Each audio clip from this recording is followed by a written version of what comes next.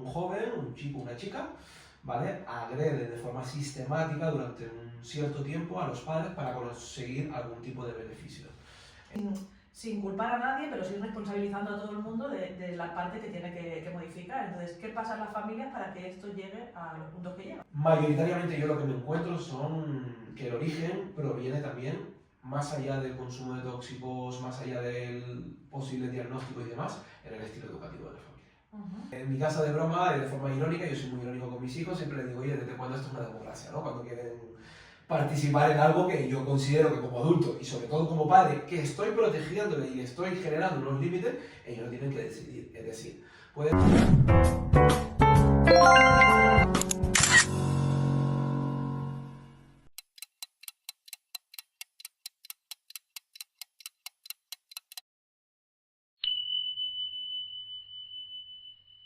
Muy buenas familias, un día más os presentamos el podcast esta vez de profesionales. Hoy tenemos aquí a Daniel Ortega, que a nivel profesional, nada, dos cositas. Para mí lo importante de hoy es que eres educador social, Sí. doctor en violencia, si me equivoco me lo dices, doctor en violencia filioparental y hoy por hoy es profesor de la Universidad Autónoma y Sí. lo que quieras decir de más ahora lo dirás tú. Nah. Pero sí que quiero decir que a nivel personal es una persona que admiro, que siempre hace muchos años que conocí y cuento con él para cualquier proyecto de raíces porque es un tío que lo vais a conocer ahora durante el podcast, que podríamos estar hablando horas con él. Así que, bueno, ¿quieres decir algo más de...? No, gracias. Encantado de estar aquí en Raíces, que ya sabes que es mi segunda casa y muy bien, muy contento de estar aquí. Bueno, pues lo que venimos a hablar hoy no es un tema fácil. Violencia filioparental, que cada vez como que se va oyendo más el tema. Hace años ya que nos conocimos precisamente por este Sí. tema. Y bueno, yo creo que lo primero, teniendo en cuenta que las personas que nos escuchan hay de todo, hay como profesionales, como personas, familias de la calle, ¿cómo definirías tú para que la gente entienda qué es la violencia filioparental? Vale, mira, sería todas aquellas conductas reiteradas de violencia, ¿vale? Tanto física, pero no me gustaría obviar ni la psicológica, ni la emocional o incluso la económica, ¿vale? Que se producen durante mucho tiempo y sobre todo de forma instrumental. ¿Qué quiere decir de forma instrumental? Cuando un joven, un chico, una chica, ¿vale?, agrede de forma sistemática durante un cierto tiempo a los padres para conseguir algún tipo de beneficio. En edades más precoces, por así decirlo, bueno, puede ser mayor tiempo de móvil y demás. Y cuando ya se produce o se dilata la adolescencia, por así decirlo, pues es por un tema más de dinero, de ganar más tiempo de ocio en la calle, consumo de tóxicos, etcétera, etcétera. Vale. Teniendo la definición clara, sí que es cierto que es un tema que todavía como que cuesta un poco de identificar como violencia de un hijo a un padre, pero tú que haces años ya que trabajas en la temática, ¿dirías que ha habido, en el recorrido de estos últimos años, ha habido algún tipo de avance a nivel de visibilidad, de porcentajes, de cómo está el tema? Sí, mira, más o menos en España se empezó a hablar del término por primera vez en el 2005-2006, ¿vale? Que es cuando surgen, digamos, las primeras definiciones, por así decirlo, de violencia filoparental. Eso fue en Cataluña y en el País Vasco, ¿vale?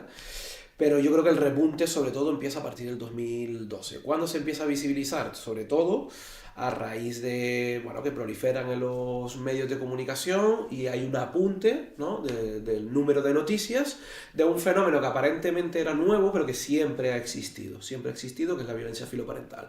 De hecho, yo soy de la opinión que siempre la violencia filoparental siempre ha existido, de los años 50 y 60 ya empiezan a haber algunas pequeñas investigaciones, pero como te decía, no se lleva a cabo hasta que proliferan en los medios de comunicación.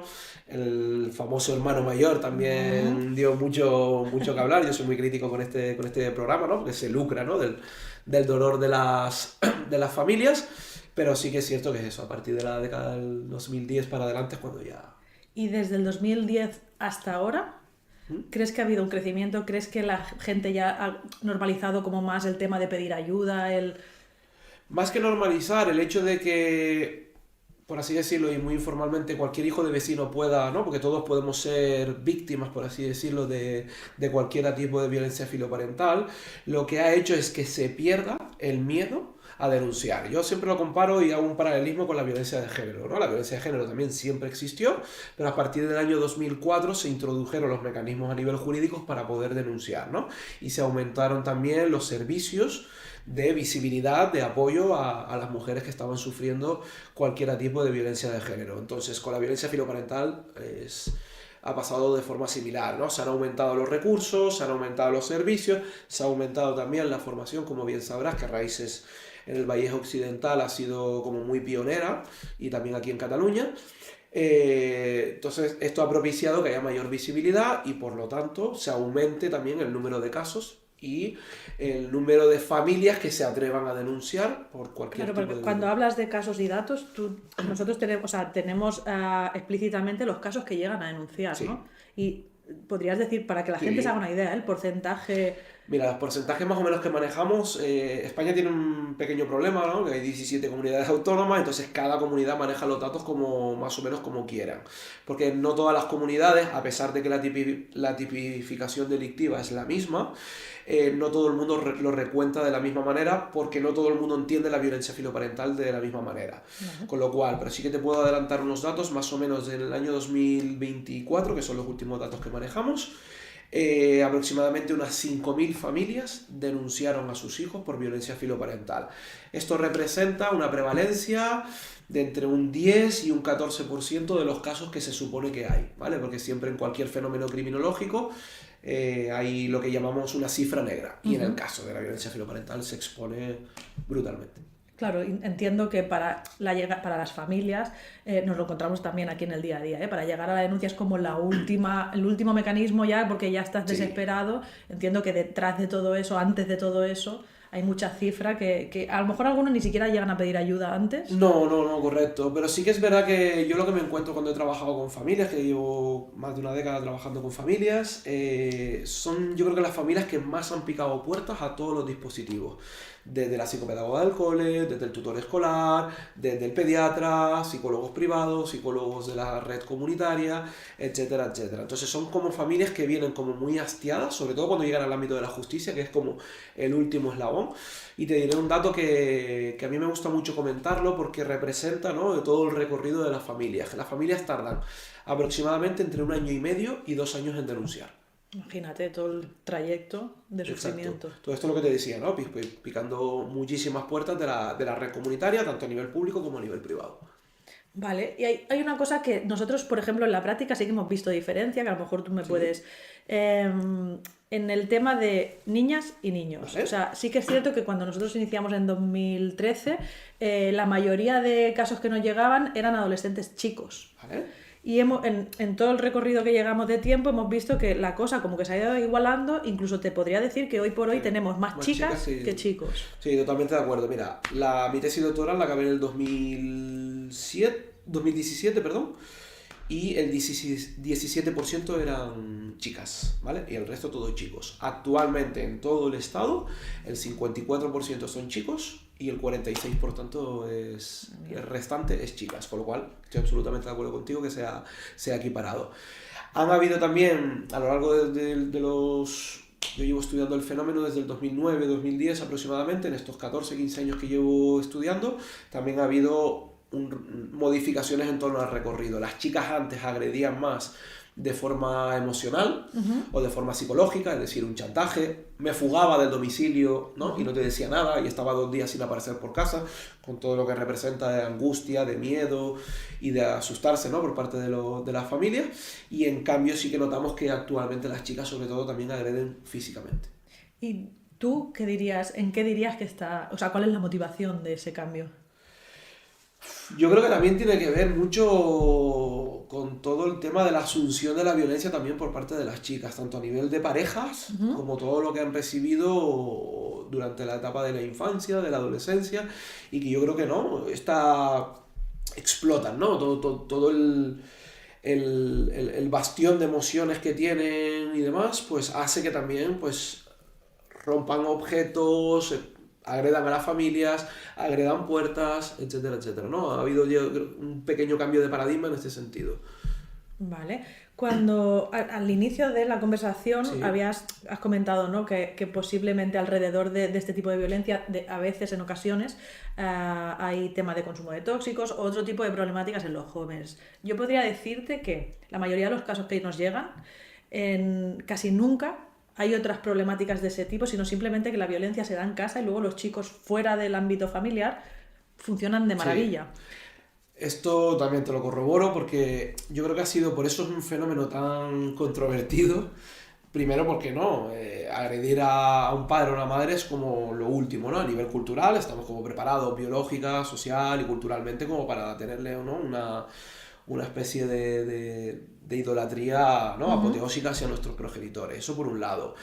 Y dos, que sí que es verdad que son chicos como muy funcionales mayoritariamente a nivel escolar, a nivel comunitario, en el ámbito deportivo, etcétera, etcétera. Por eso yo creo que a todos los profesionales que nos dedicamos a esto, a psicólogas, educadoras, trabajadoras sociales, maestros, pedagogas, etcétera, nos ha cogido como a pie cambiado, ¿no? Y nos ha costado ahora como reaccionar, por así decirlo, y por eso ha tardado tanto en visibilizarse la violencia filoparental.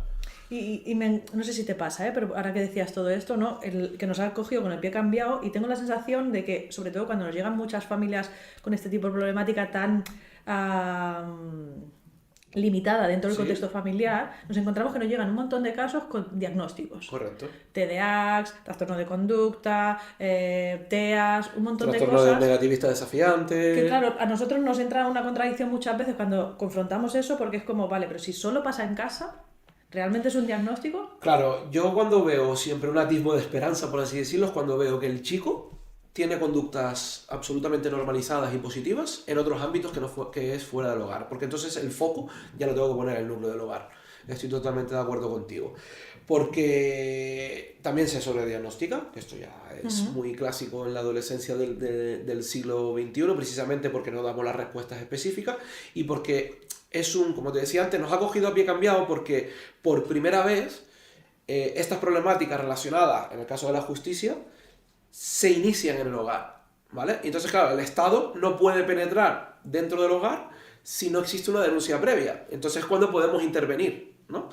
Y entonces, cuando podemos intervenir, vemos que el foco se centra en el hogar y detrás no solo hay consumo, sino también a veces hay diagnósticos, pero no necesariamente por tener un trastorno de conducta ya te conviertes absolutamente en un agresor a nivel filioparental, sino la mala respuesta por parte de la salud comunitaria o bien porque no se han originado otras respuestas desde el ámbito social o desde el ámbito educativo, por ejemplo. Y remarco eso que has dicho porque es una frase también que aquí en Raíces decimos mucho, que es que tenga un TDA o que tenga, si No realmente lo necesariamente. tiene, no hace que ejerzan violencia en casa. Exacto. De hecho, los porcentajes son 20 o 30% en las principales investigaciones. No necesariamente, inexorablemente, tiene que haber una etiqueta con un TDAH o lo que sea para que automáticamente se convierta en agresor, todo lo contrario. Vale, y yéndonos un poco al foco a nivel familiar, dinámicas familiares, ¿qué pasa sin culpar a nadie, pero sí responsabilizando a todo el mundo de la parte que tiene que modificar? Entonces, ¿qué pasa en las familias para que esto llegue a los puntos que llega? Mira, me ha gustado una cosa que acabas de decir, que es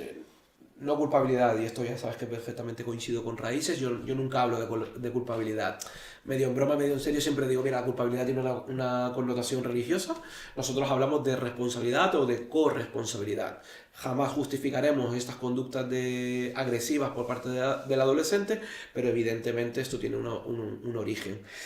Mayoritariamente yo lo que me encuentro son que el origen proviene también, más allá del consumo de tóxicos, más allá del posible diagnóstico y demás, en el estilo educativo de la familia.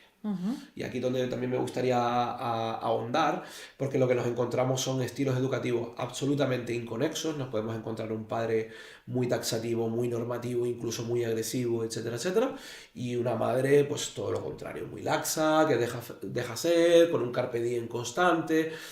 Digo madre o puede ser al revés, o padre, ¿vale? Y entonces, claro, cuando esto... Al final el adolescente lo que necesita son espacios de seguridad. Y la seguridad lo ponen los límites. Creo que también esto es un factor clave. Límites y estilos educativos. Y estilo educativo. ¿vale? Es un poco, coincide un poco con lo que nos encontramos normalmente, de decir, y hablamos mucho, incidimos mucho ahora en Raíces en el tema de la prevención, Correcto. que tiene que ver con esto que decías tú ahora, ¿no? Los estilos educativos, el generar espacios de confianza ya desde pequeños, autonomía, bla, bla. Pienso que es importante trabajarlo para no llegar. No quiere decir que si no lo trabajas tu hijo te vaya a pegar, pero creo que es importante tener una buena base para que no se den ese tipo de conflictos. Claro, y el vínculo también, que añadiría el vínculo. Y este vínculo se trabaja precisamente a través de toda la gestión de las emociones que vas haciendo desde pequeñito y desde pequeñitas. ¿Vale? Poniendo límites, etcétera, etcétera. Claro, ¿qué me estoy encontrando yo hoy en día? Por ejemplo, en escuelas de primaria, por ejemplo, muchísimo uso del móvil para entretener, no hay un límite. Niños que si no, desde que están en I3, I2, I1, si no hay móvil no comen, por ejemplo. Cuando no les retiran el móvil no hay un límite, bueno, pues para que no llore, toma un tiempito más, etcétera, etcétera. Me pasa, por ejemplo, pues me ha pasado en reuniones escolares de mis hijos, me acuerdo perfectamente, en cuarto, a modo anecdótico, en cuarto de primaria, una mamá que estaban explicando el proyecto escolar de mi hija y era con la fruta, ¿no? Para trabajar los hábitos saludables y demás. Y una mamá le dijo, Karma, perdona, que mi hija no comerá fruta los jueves y los viernes, que era el día de la fruta en el colegio. Y entonces la madre, la profesora, perdón, con buen criterio le dijo, bueno, si hay algún tipo de alergia lo hablamos en privado. Y dice, no, es que no le gusta la fruta. Claro, mi pareja me miró y me dijo, me hizo así con el codo y me dijo, en 2 años te va a llegar a justicia juvenil. ¿Vale? ¿Por qué? Porque esto es un claro ejemplo de falta de límites en esto. Hoy es la fruta, mañana es el móvil, mañana es el tiempo. Es decir, la violencia filoparental no nace de la noche al día. Y me interesa esto que dices, porque muchas veces en Raíces lo hemos hablado, lo hablamos con los compañeros muchas veces, todo el tema este que ahora que está súper bien, ¿eh? Yo te diré que no estoy muy metida en el tema y no sabría explicar tampoco bien cómo funciona, pero todo el tema este de la educación y la pedagogía respetuosa hacia el niño, que está súper bien, creo que se ha desdibujado y es lo que provoca este tipo de concesiones a los niños. Correcto. Que a lo mejor los niños no tienen capacidad para sostener ese tipo de decisiones todavía y se les genera unas libertades a veces que llegan a, pues el ejemplo por ejemplo, ¿no? Sí. Una cosa es, yo soy, evidentemente estoy a favor de, ya lo sabes, que mi paradigma siempre es el derecho de la infancia, ¿no? Y Sí, el derecho de la infancia evidentemente incluye la participación infantil. Lo que pasa es que, como bien has dicho, a nivel madurativo, a nivel biológico, a nivel social y a nivel cultural, hay niños y niñas que no están preparados para tomar según qué decisiones. Y para mí esto es un exceso de democracia, ¿vale? Yo la puedo decir porque ya lo sabes que en mi casa de broma y de forma irónica, yo soy muy irónico con mis hijos, siempre les digo, oye, ¿desde cuándo esto es una democracia, ¿no? Cuando quieren participar en algo que yo considero que como adulto y sobre todo como padre, que estoy protegiéndole y le estoy generando unos límites, ellos no tienen que decidir. Es decir, pueden decidir, te pongo un ejemplo que muchas veces le digo a los padres cuando trabajamos de forma incipiente los límites. Puedes elegir qué tipo de fruta. Pero no le tienes que decir al niño o a la niña qué quieres comer hoy, porque hoy toca fruta. Lo mismo con el pescado, porque un niño pues siempre te va a querer bollería industrial, siempre te va a querer un Frankfurt, etcétera, etcétera. ¿Vale? Para mí es como, parecen ejemplos como muy anecdóticos o así, pero para mí sirven, por ejemplo, qué tipo de información cualitativa me están dando las familias para saber qué tipo de límites están ejerciendo. Y también te abordaré otro factor que para mí es la presencialidad, ¿vale? Que nos encontramos muchas veces con las familias, y especialmente, y aquí hago una autocrítica a los hombres, falta de presencialidad, ¿vale? Cuando tú ves, a mí me pasa, ¿no? Que voy a tomar algún café con los compañeros de allí del colegio y demás, no saben el nombre de la tutora, no saben incluso en qué curso están, etcétera, etcétera. Desastre. Ahora a mí ya me está dando muchísima información cualitativa de qué tipo de presencialidad es lo que yo llamo un padre ausente. Pero no un padre ausente físico, que ha cogido las de Villadiego y se retira del núcleo familiar. No, es un padre de una familia nuclear, papá y mamá, que el padre, pues eso, no sabe qué número calza su hijo, nunca va a la pediatra, no sabe qué alergias tiene, no sabe el nombre de la tutora, no sabe en qué curso está, a duras penas sabe en qué colegio está y porque lo tiene que llevar. Pero... Exagerado. Nosotros, es cierto, pero sí que es cierto que abogamos mucho y damos también la visibilidad a aquellos padres que sí están, que también lo saben. Pero que también no es lo habitual. Pero bueno, En cualquier caso, sí que es cierto, presencialidad yo la ligo mucho al tema de, nosotros hacemos el laboratorio emocional, Sí. la actividad esta de prevención con los niños y las familias, prevención y gestión emocional, y los niños lo que más nos remarcan, y mis compis lo saben, que el día que hacemos con familias, la actividad de familias, es el mejor día de su vida. O sea, porque los padres están sin móvil, sin temas adultos, están ahí presentes. Y es más Eso es presencialidad. esa presencialidad. Eso es presencialidad. Es decir, ahora no hay nada más que este momento contigo. ¿Sabes por qué me dedico a la violencia filoparental? No sé si nunca te lo he dicho. Yo me dediqué porque para mí me generaba controversia, porque yo vi a un niño agresor con 14 años que estaba sufriendo. Sí, claro. Que estaba sufriendo. Y tú dices, ostras, ¿cómo puede estar sufriendo si ha agredido físicamente al padre? Pero claro, cuando tú rascabas la intervención psicosocial y educativa, era un niño que su padre no estaba presente. Y que la poca presencialidad que tenía, además era adoptado, que evidentemente esto no pasa en todos los niños adoptados, pero es como para mí el paradigma de por qué me dedico yo a la violencia filoparental. El niño decía, es que claro, yo llevo años aguantando diciendo, es que si no fuera por mí estarías en un orfanato. Uy. Claro, cuando esto llegó a la adolescencia se revirtió, ¿vale? Evidentemente jamás voy a justificar la violencia de este niño, pero sí que vas entendiendo el por qué, con el cambio hormonal, cambio de la adolescencia, se revirtió. Y entonces pudimos trabajar terapéuticamente con mis compañeras psicólogas y yo a nivel educativo pudimos revertir las disfuncionalidades familiares que existían y todo pasaba por una presencia. ¿Por qué? ¿Y por qué te digo que sufre el niño? Porque a todos nos gustan que nos digan qué guapo estás, hostia, te he ido a ver, etcétera, etcétera. Yo muchas veces le digo, ¿pero tú has ido a ver a un partido de fútbol a tu hijo? ¿Has ido a verlo al Splay? ¿Has ido a llevarlo tal? ¿Sabes? ¿Has ido al cine? El ocio y el tiempo libre, y por ejemplo, actividades como el laboratorio de emociones, es que son las mejores. Muchas veces queremos hacer como proyectos macro, y al final un niño lo que quiere es que estemos por ellos. Es sencillo. Presencialidad, exacto, sencillez. Totalmente. Sí. Qué bien te explicas, qué bien hablas, como siempre.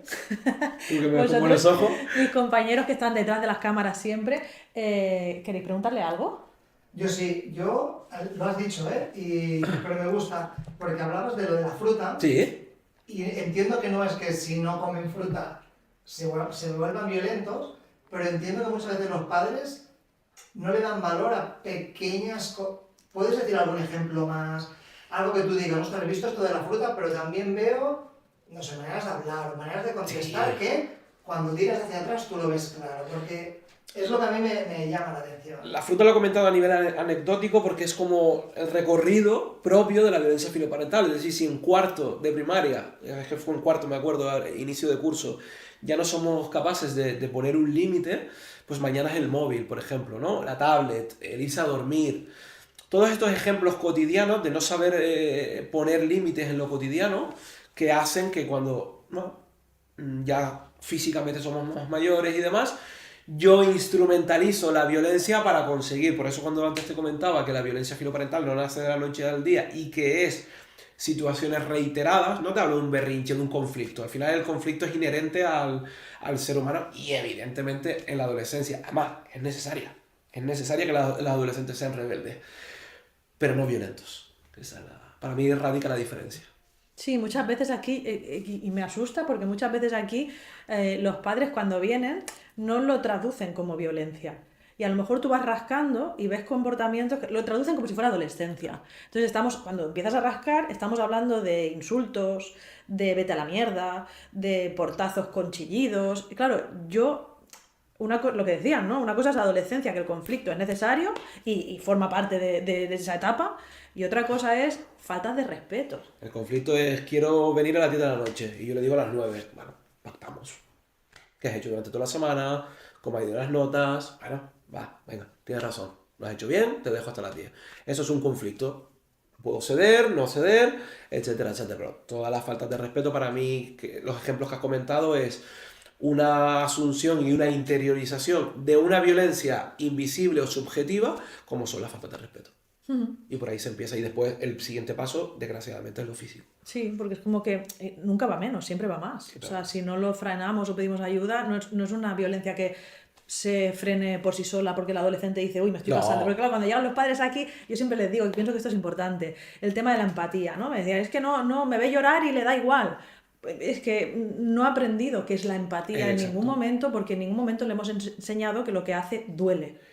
se lo hemos explicado, nos hemos peleado, pero el niño no siente que a ti te duela. Y si yo siempre he estado por encima y he tenido unos derechos, ahora en la adolescencia, ¿qué me estás contando? ¿Qué me estás contando si no me has dado deberes durante toda la etapa de la infancia? Por eso yo también recomiendo también, porque al final las papás y los mamás somos humanos, evidentemente. Y durante toda la etapa de la infancia, perdón, si tenemos que decirle, oye, mira, hoy estoy cansado, no estoy pasando un mal momento, no pasa, lo van a entender mucho más que no exponer límites y cuando seamos adolescentes intentar hablarlo, porque es lo que tú dices, toda este hedonismo y este egoísmo propio de la adolescencia no lo van a entender porque no hay una base sólida a nivel emocional.